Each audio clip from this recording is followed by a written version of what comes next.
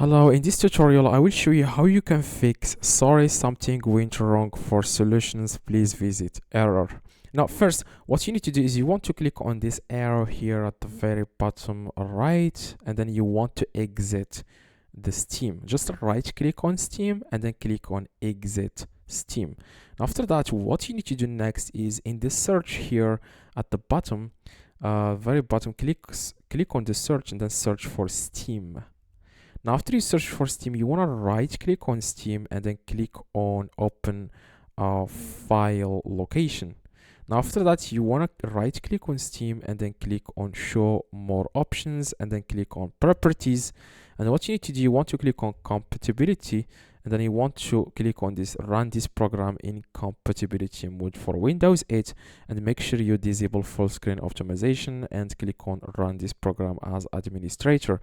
After that, you want to click on apply and then click on OK. Now you want to try now to open Steam and see if this error is still there.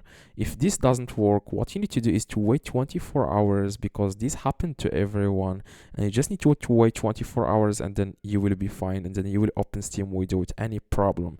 So hopefully this tutorial helped you. If you have any questions, let me know in the comments. I try to reply to every single comment, and see you in the next tutorial.